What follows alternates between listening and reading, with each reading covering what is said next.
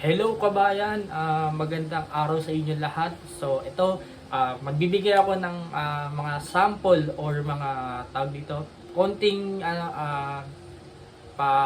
pasiklab ba kumbaga sa sa atin mga konting pruweba na pwede kong ma-share sa inyo na ito ay magpapakilala ako kung ano yung pangalan ko, kung ilang taon na ako, kung taga saan ako, kung anong ginagawa ko ngayon.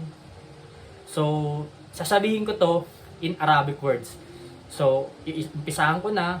So, unang-una kasi laging ang mga Arabo, kung kayo ay gusto nyo magtrabaho sa ibang bansa, mahilig sila lagi na bumate. Na kagaya, Assalamualaikum! Pag binati ka ng ganun, batiin mo rin ng Malaikum salam o pwedeng ibalik mo rin na Assalamualaikum din. So, pag ganun, syempre, pagkapasok pa lang, o pag nakita kayo, madalas yung kakamayan kayo.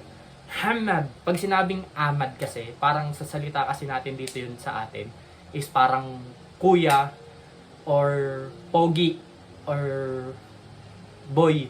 Basta, ang common na ginagamit nila kahit hindi Ahmad yung pangalan mo, kahit saan, basta pag tinawag ka nila, o kung ikaw magtatawag din sa ibang tao, Hamad.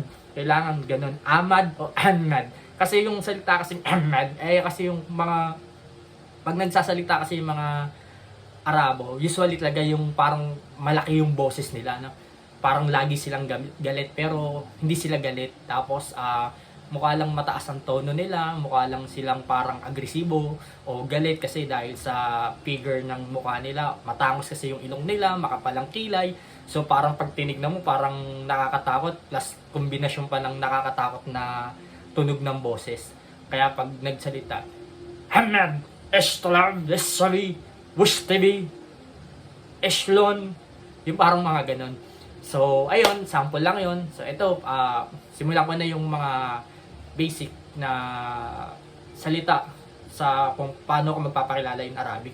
So, ito, Assalamualaikum, Marhaba, Ana Ismi, is Angelo Andaya, Ana Talatin Satin, Ana Bet Hena San Andres Bukid Manila, Ana Pi Madrasa, Hena Mojud ada PUP Rasin, Santa Mesa, Jamiyat, Moktuha, Ana Daura, Al-Idarat, Al-Amat, Awul, Ana Pi Shukul Alorika Shirika, Hena Makati, Ana Shukul Hena, Mojo Jua, Wahid Sanar, Baden, Ana Sawi Kalas, Ana Pi Bazura, Itnin Bazura, Wahid Madam, Hada Kulushay Kalas, Shukran, Kulu Tartib Quest.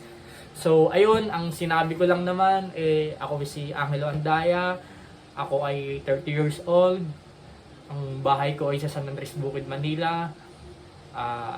Ako ay nag-aaral ngayon sa PUP Santa Mesa o Open University System. Ako ay nagtitake ng College of Public Administration and graduating itong October 1, 2024. And then, sabi ko lang din, before, nagtrabaho ako sa kumpanya ng Alorica as a call center agent. Shoutout sa mga nakasama ko dyan. So, pangalawa, sinabi ko kung saan yung kumpanya ko sa Alorica, kung saan banda, sa Makati.